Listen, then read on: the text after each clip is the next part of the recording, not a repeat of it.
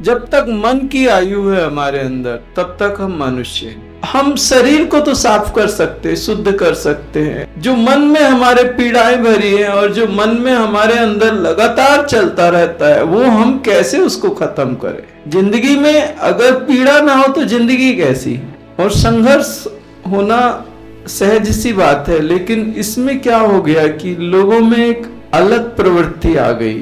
तो हम मनुष्य हैं और जिसमें मन की आयुष्य हो वो मनुष्य कहलाता है। अगर हमारे अंदर से मन खत्म हो जाए तो हम देवता हो जाएंगे, देवत्व प्रवाहित होने लगता है हमारे अंदर। और हमारे अंदर मन का जो स्थान है वो बहुत बड़ा है, इसलिए आधिक्य है। मन से ही हमारा सारा जीवन चलता है, इसीलिए हमें मनुष्य कहा जाता है। और मन की शक्ति इतनी है कि लोग कहते हैं मन के जीते जीत है और मन के हारे हार। मन की इतनी शक्ति है कि लोग कहते हैं कि अगर मन को जीत लो तो परमात्मा ऐसे साकार खड़ा हो जाए। मन में इतनी क्षमता है। लेकिन वही मन जब पीड़ा और दुख से भर जाता है, वही मन जब नफरत उसके अंदर आ जाती है, क्रोध उसके अंदर आ जाता है, घृणा उसके अंदर आ जाती है, ग्लानि उसके अंदर आ जाती है, तो उस मन के कारण लोग सुसाइड भी कर लेते हैं। मरना साधारण व्यक्ति के लिए आसान काम नहीं है, लेकिन करते हैं लोग। क्यों?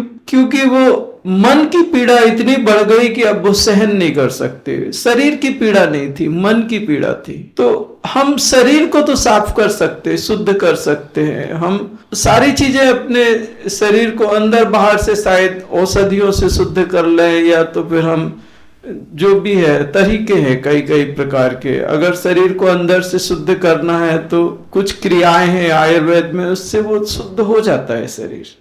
लेकिन मन को कैसे शुद्ध करें? जो मन में हमारे पीड़ाएं भरी है और जो मन में हमारे अंदर लगातार चलता रहता है, वो हम कैसे उसको खत्म करें? कोई इसी का एक रीजन है, लोग बाग किसी नशे का सहारा ले लेते हैं। हमारे यहाँ एक बहुत पुरानी मूवीज होती थी, तो एक मूवी में वो गाना था, तुमको भी गम ने मारा हमको भी गम ने मारा, आओ इस गम को मार डाले।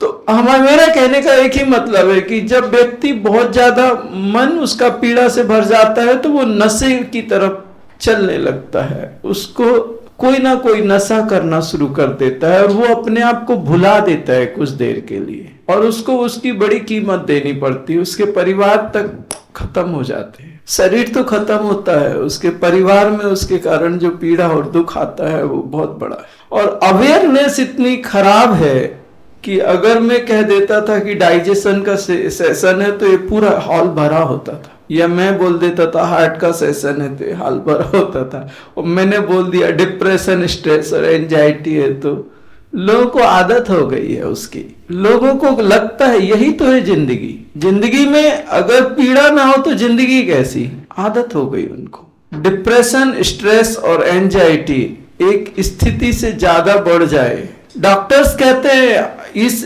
मानव समाज में लगभग 80% लोग पागल हैं, लेकिन उनमें पागलपन की जो लक्षण है वो तो थोड़े कम हैं, इसलिए उस समाज में रह रहे हैं। अगर वही लक्षण बढ़ जाए तो उन्हें पागल खाने भेजना पड़ेगा। मतलब उनका सीधा सा कहना है कि हम कम पागल हैं जो बाहर है, और जो ज्यादा पागल है वो अंदर है, तो हम कम पागल हैं। और आज के समय में ये चीजें बहुत तेजी से बढ़ रही है, और मैं जानता हूं कि साधन उतने ही हैं, जनसंख्या बढ़ती जा रही है, तो संघर्ष भी हो रहा है। और संघर्ष होना सहज सी बात है, लेकिन इसमें क्या हो गया कि लोगों में एक अलग प्रवृत्ति आ गई। लोग उग्र होने लगे। लोग दूसरों की खुशियों को या दूसरे के जीवन का या दूसरे को सम्मान करना बंद कर दिया लोग। उसके कारण स्थितियां और खराब होने लगी, और प्रॉब्लम एक हो गई कि जो टकराव होता है वो टकराव इतना ज्यादा बढ़ गया कि मन पीड़ा से भर गया।